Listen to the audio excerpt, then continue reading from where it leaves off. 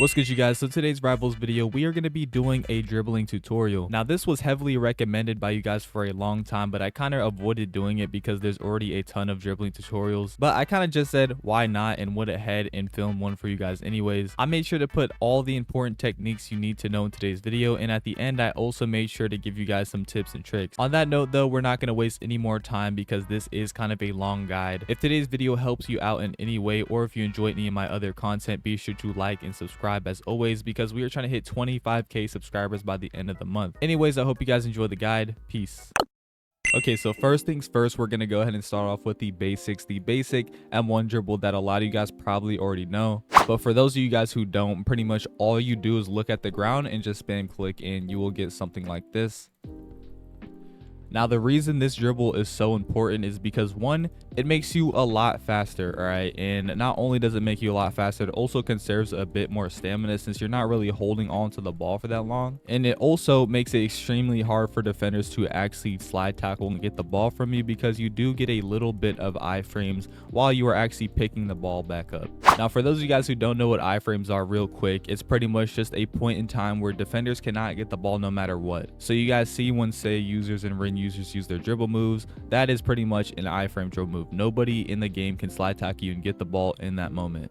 All right, so now we are going to get into the more advanced stuff, and the first thing we're going to be doing is the running header. Now, as you guys are going to see in a bit, there's actually two variants to the header dribble, which I will talk about in a bit, so stay tuned if you guys want to see what that is. But this first header dribble is probably going to be the most important one, and it's called the running header. Now, pretty much how this is going to look is like this. And the way you guys are pretty much going to want to be doing it is you want to look at the ground at an angle, then just jump. Now, an indicator you guys are actually doing this dribble right is if you're able to run full speed without stopping or looking any different way to kind of catch yourself and still get the ball while you're headering it. So yeah, as you guys can see there, I was moving full speed. Now, the reason this header is so useful is because, one, it doesn't take a lot of stamina at all. It actually takes 0 stamina. The only time you lose stamina is when you first like kind of jump into the air, but after that, like, you're good. All right, you're losing barely any. And another reason this dribble is so good is because you are way faster than literally everybody else because you don't have the ball. And if you guys don't know, you are faster without the ball than with the ball. So since you literally don't have the ball at all, you're running at maximum speed at all times, plus the ball's in the air. So unless someone actually knows how to counter a header dribble, they cannot get it. But there is a bit of a downside to the running header, and that's because it's actually a lot easier to get than the other header variants. Because as you guys can see, when I'm reaching the end point to running to the ball actually reaches a very low point, meaning that someone just has to jump. All right, they don't have to time their jump, they just have to jump and they will get the ball. So please keep in mind, while you guys are doing this, you do not need to be headering into anybody. All right, you're going to be using the moving header to run around people. So say a person is in front of me right here, I don't want to do that. I kind of want to go to the side and then cut back in. All right, so the next type of header dribbling we're going to be doing is the possession dribble. And pretty much how this works is you look straight at the ground, unlike the movement header, shoot the ball, and just literally jump. All right, and you're going to want to tap W a bit so you guys can position yourself in the right way so the ball doesn't like get lost or anything like that. And yeah, you're pretty much going to get these headers like this. Unlike the movement header, it's going to be very still in the air and controlled. Now, the reason this is way better for keeping the ball compared to the movement header is because the ball doesn't really reach that much of a low point. All right, as you guys can see with the moving header, like I said, like, it reaches so low of a low point that people can easily get it there in front of you. But with the possession header, the ball doesn't really reach a low point as long as you time it, like I just did right there. But yeah, if you actually time this, then yeah, you literally won't lose the ball. And honestly, if you're playing people significantly worse than you, you're not really going to need this. You can stick to the movement header. But if you're playing like pros or anything like that, then you guys are going to want to mix this up with the movement header. So yeah, the obvious downside of the possession dribbling compared to the movement dribbling, in exchange for speed, you hold on to the ball a bit longer, because instead of getting the ball at its lowest point, you get the ball at its highest point, therefore making it like a lot slower, but you know, a lot better for keeping the ball. But please keep in mind, once again, if you guys are playing bad players, you don't really need to do the possession dribbling. You can literally just do the movement dribbling, because, you know, if they're bad at the game, they're not going to jump anyways. All right, so the next dribbles I'm going to be teaching you guys is the chop dribbles. And I'm not going to lie, I should have actually talked about these dribbles before I actually talked about the headers, because it's very similar to the M1 dribble. But pretty much how this is going to work for you is wherever you want the ball to go, you want to kind of shoot the ball very low, and run to it. All right. Now, the main way you're going to want to use this type of dribbling is when a defender is playing super aggressive and trying to rush you, which most players play like that. And what this dribble is pretty much going to do for you is you're really going to just run past them, right? If someone's rushing me and they slide tackle me, or, you know, they don't even have to slide tackle, right? They just have to rush you, and you do this, you're getting past them every time. And if you also go ahead and mix the slide into this, you won't lose momentum. So yeah, you will literally just dash by anybody. So yeah, against casual players, most players in the game, this is going to work really well. But if you guys are going against someone who's playing back, or someone who's just really good at the game, or has an ability that can kind of counter that, just don't do the chop dribbles. Like, they aren't going to work on every single player in every single scenario unless you have Chigri. Now, the next dribble I'm going to be teaching you guys is probably going to be the hardest dribble in this entire tutorial. And the dribble I am talking about is the lift dribble. So here's how it looks. Oh my gosh. Yeah, I'm struggling to do it already. All right, yeah, that's how it looks right there. And I'm going to do it one more time. Now, this dribble is not necessary for you to really learn, because if you guys learn the other techniques, like, you're not really going to want to use this. But if you're constantly playing in like a pro or competitive setting, this is definitely going to be something you want to learn. Now, the scenarios you guys are going to want to use this ability in is pretty much any scenario, all right? But mainly whenever you're, again, facing an aggressive defender, you can literally just dribble over their head.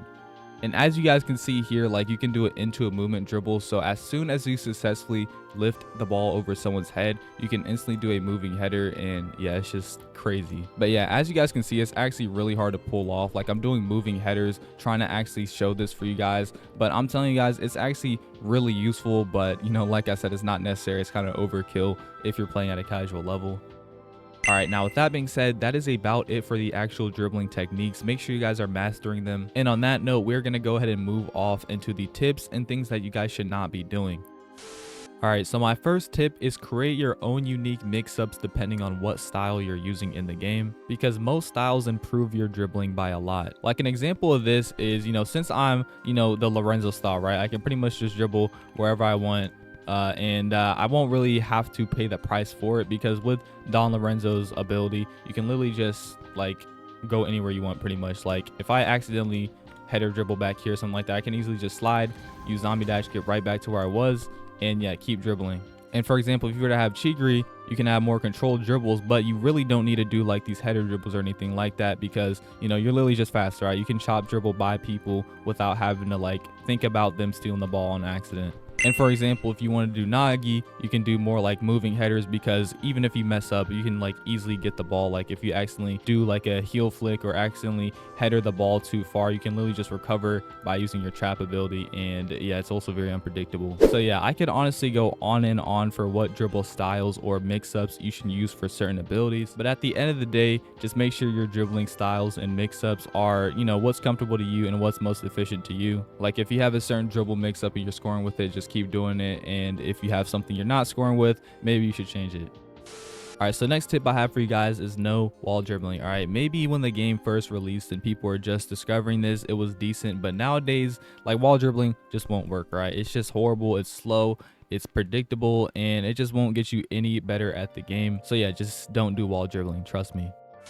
All right, so next tip is to not spam your heel flicks too much. Now, I won't do it like the wall dribbles and tell you guys to just not use it in general, but I'm not going to sit here and call it good either. Like, against a bad player, it'll work pretty good, and against an aggressive player in a 1v1, it might work as well. But anybody who's half decent at the game will easily counter your heel flicks unless you mix it up with something like an ability like Nagi, or even something like Lorenzo. Like, there's a couple things that makes well in the heel flicks, but like, it's just an inefficient ability.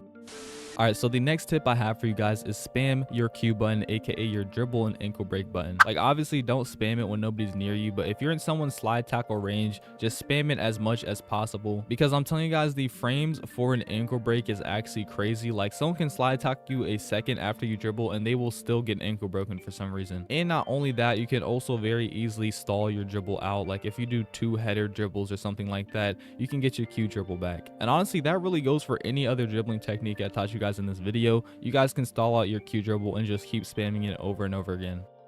All right, so my next and final tip for today's video is to use a decent flow. Now, this is one I personally struggle with a ton because I forget I even have a flow when I'm in game. But the flows I'd recommend for dribbling is Say's Awakened Genius flow, and Don Lorenzo's Soul Harvest flow. Now, main reason I recommend these is because they both have 2 dribbles. But yeah, Awakened Genius and Soul Harvest are like insane. I think Soul Harvest is my new favorite personally because it also gives you the speed on top of that. But if you guys really can't get lucky like that, use any flow with speed. And if you're a little bit more skilled with dribbling, I'd recommend something with a bit more power. But whatever you do, if you guys are trying to get good at dribbling, do not use Prodigy. All right, I know a lot of people like Prodigy because the curve, but when it comes to dribbling, Prodigy just completely messes you up and won't get you better at all.